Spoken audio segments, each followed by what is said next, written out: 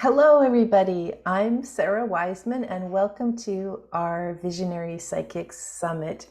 Today, we have one of our visionary psychics, Jeanette Swafford, and we're going to talk a little bit about kind of what her experiences are in terms of the work she's doing. So, welcome, Jeanette. Thanks for coming. Thanks for Yeah. having me, Sarah. Yeah. So Jeanette and I go pretty long way back, and you were one of the very first to show up to this work of being a real pioneer in this psychic training specific kind of spiritual intuition that we've been doing. And your own background sort of merges intuitive experience with energy work. And tell us a little bit about like how that started for you, or where you started to get the inkling that this is what you wanted to do. Mm. Well, when I was really little, I would receive a lot of messages, and of course, as a child, getting that sort of information, like people around me did not. They were upset that I knew what I knew, and Mhm. so I basically tried to shut it down. And it really wasn't until my father passed away when I was 23, of sudden passing, that grief kind of rocked everything in my system, and a lot of that opened back up. I began to see a lot of apparitions and things. But ultimately, what brought me to this work is that I was ill. I Mm. was sick. I had chronic conditions and cysts and endometriosis and all of these things. And whenever I wasn't doing this work, I would get sick. Wow. And so really the process was I needed to do this for my own healing. Mhm. And that's what brought me to like the physical body, which is really, I kind of feel it as the portal into the work for Yeah.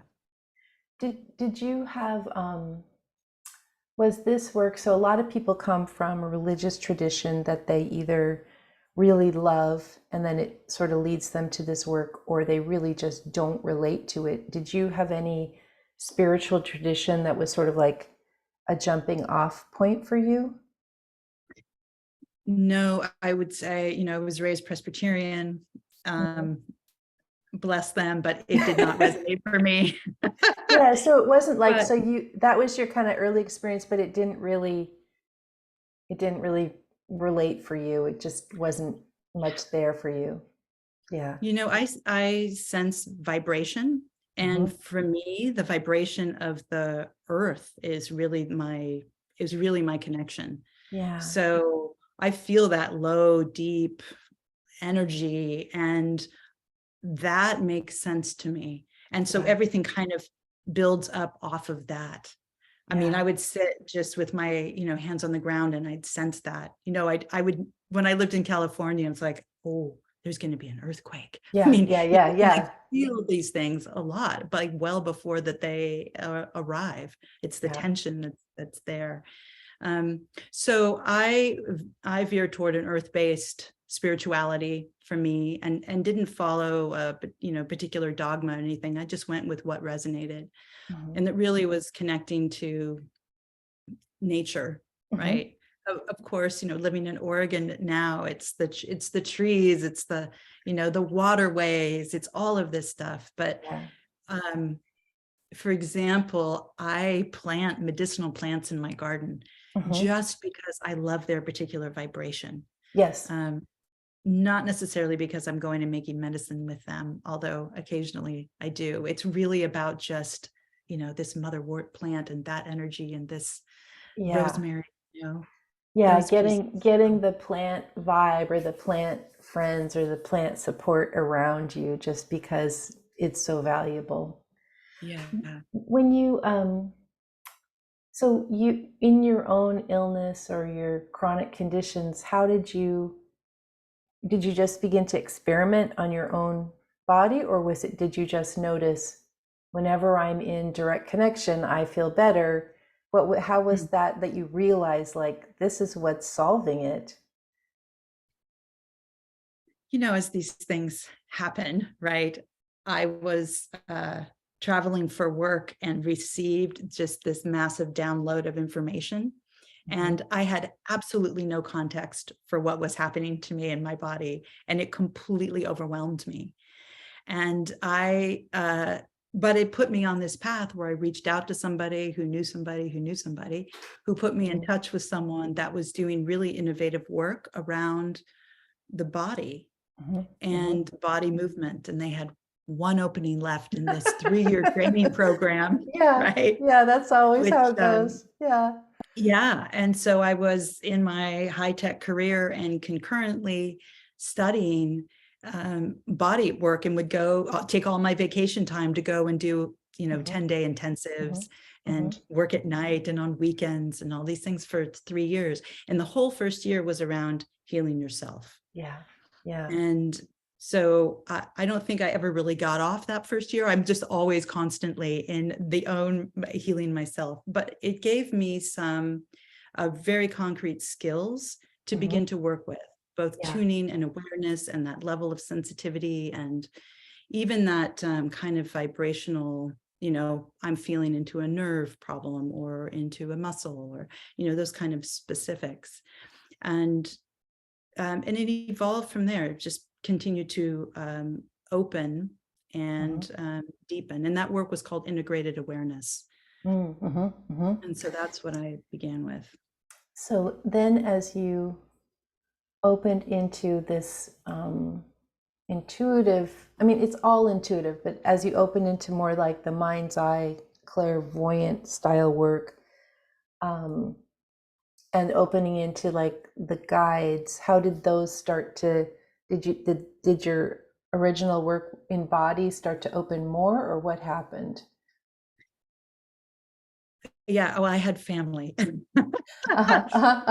And so the concrete aspect of doing the work when I had small kids was really hard. Yeah. But the intuitive work, I mean, I just found that anytime I had any extra moment, I was going to, intuitive workbooks and intuitive this and working on downloading and all of that stuff. And so when I found you and your work, it was absolutely like, I absolutely leaned into all of this. And it was really validating. A lot of things that you don't even realize that you're doing naturally are just there, and you name it, and then you begin to work with it. Yeah, right? you name it, you get a language for it so you can understand how to repeat what just happened. Like if you're receiving intuitive information, it's great, but like how do you repeat that on demand, sort of like, or do it for other people? Right. Yeah. Yeah. That's right. And it requires an element of self-care, because you have to be clear and clean, right? You need to sleep and do all of these things. Yeah. And I find also, there's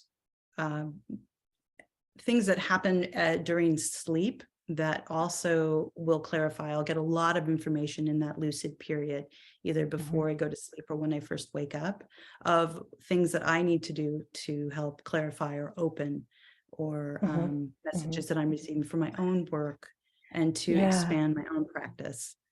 So it's been so interesting. I've noticed during the process of doing this work for so long, as you have also, like, the emotional reactions that used to be there, like fear, anger, even the past suffering and pain, like it, when you start to do all of this journeying in meditation, in third eye, and in dream state, and you're just continually in this place of having experiences that are not pain and suffering, that are very, very light filled, it really tends to, I don't know, like equal the playing field, so that the pain and suffering just don't have as much interest, or they're just part of a bigger perspective. They are not the dominant force, as when I was younger, it was more of the dominant force. And I just find that so interesting. It's like it just used to be in a dark hole, and now everything is light filled. And yeah, the darkness is there, but it's not that important. It's just like this whole other perspective.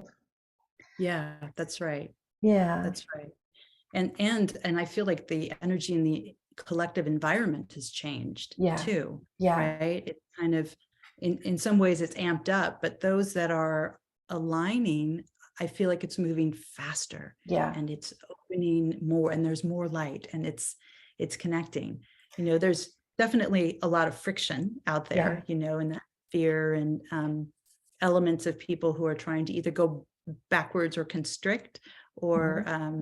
are caught in the fear of the sort of chaotic breakdown, Hmm. Hmm. instead of leaning into what's coming, where we could be, right? Hmm. Envisioning this alignment, that Yeah. that piece, that's really exciting for me. Yeah. It's like there's hope.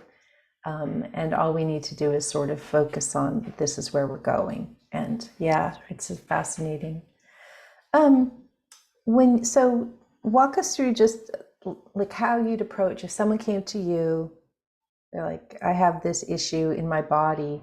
What would be not the technical full thing, but just like what are the very general ways you'd sort of look for how to find what the issue was, where it came from, and then how to release it or help them with it. Mm, okay. So I always start with a reading, Hmm. and I receive images, phrases sometimes, but Hmm. often it will show up with their body, or I'll Yeah. get a particular image and then I will see how it's playing out in their body. Um, and so that will guide me. It might be, something held, like I just had a client where she had been holding something in her heart, hadn't been able to speak it. It Hmm. was something that happened at 16, right? And so it was very cut off. And that usually gives me the entry point, right? So I receive information about it, but then I will have them lay on the table, or Hmm. we'll be working via Zoom, Right. um, and work into that energy to see what's going on, what needs to happen. Hmm. Uh, and in this particular case, there was an angelic being that arrived and Hmm. was there to hold and lift the burden. Yeah. And Yeah. so we worked to, and once she was able to release that, I mean, then there's the big emotional release that comes with that. Yeah. So in part, it's holding the container for her truth. And in this particular case, there were just one or two questions, like, who do you need to tell this to? Ah. Who do you Hmm. share this truth with? Hmm. Um, And for your own, so this is very intense work. If you're at this point of helping people release or helping people become aware of where the sticky part is, mhm. um, how do you let people, like, you can't, I find the same when I give readings or even when I'm teaching, we have to trust that all souls are going to be okay. Like they found us, they came to us, and we can't, hold their hand for 30 years after a reading. That's not our job. What practices do you do to sort of in your own life, like then you've got to go jump into your family or your other stuff, like how do you just transition from intense energy, the Mhm. guides, all of this, and then what's your process? Or do you, maybe you're like, I don't have a process, it all flows. I don't know. No, I every time I start with gratitude, Hmm. of just Hmm. saying thank you for who's showed up or how it's showed up, or the information, or even for the Hmm. client to be here for that honoring element of being present for somebody who Hmm. is connecting with the truth for them. Hmm. Um, and then it's, I shake. I physically shake my body. I physically shake Ah. it off Hmm. my Hmm. hands and move that way. So Hmm. that's in the moment. But I also have an intense qigong practice, Hmm. Hmm. and I will meditate. But the qigong, I'm finding more and more ever since this summer, with COVID. I had COVID, Hmm. Hmm. and I feel like it's made me even more sensitive afterwards. Hmm. It's been a really interesting thing to observe. But the Qigong has really helped me balance my field and kind of Yeah. release things and shake them out of my body, and show up in a way. And enables Yeah. me to switch into other parts of my life and show up appropriately there. That makes a lot of sense. A lot of folks know I do ecstatic dance, and then my practice is um, nature. Like even today, it's very like, well, it's Portland. It's very rainy and wet. You're here too, and I'm just gonna go out with my little rain jacket on. Rain or shine, I'm out there trudging around in the woods. So, Mhm. and that feeling of, like you were speaking about the plants in your garden creating this resonance, or other people use crystals to create this resonance. And I find the minute I get into the woods, actually, even just stepping outside, but the woods, it's just everything balances differently. It's like the energy just is so whole, and I just enter into that. So that's a qigong practice, or these things that release and support at the same time energetically. And so that's, Mhm. yeah, that makes sense. That And makes qigong sense. outside. That's what I do. Yeah, Even in yeah, the rain, it's a covered porch, and I will be out there just yeah. Just feeling the wind and the nature and all of it. Yeah. yeah. Well, is there anything else you'd like to add, or does this feel pretty complete to you, or anything else that comes to mind that you'd like folks to know? Um, yeah, I guess I would just say that this is an extraordinary moment for people to heal. Yeah. I just feel like there are openings and things are moving much faster. And for those that are interested, this is really, I encourage people to be held and to move into that. Yeah. Yeah. And I think, like, things are moving much faster, but it's not like things are rushing past. It's more, if you jump in, you will move much faster. Like, you're supported in a much faster, more complete way than even 10 years ago. When, I mean, Yeah. people have been doing this work for, eons, but something about now is it's really coming to the fore. So it's just Yeah. pretty fascinating. Yeah. That's what I keep getting. There's something Yeah. about this now moment Yeah. that's different. Yeah. Yeah. Well, Jeanette, thank you so much for being with us. And you guys can find Jeanette on, go to sarawiseman.com, and then go to the Visionary Psychics page, and all of her information on how to work with her is right there. Anyway, thank you Great. so much for being with Thank us. you. Thank you. Thank you, Sarah. All right. Yeah, Bye-bye. absolutely.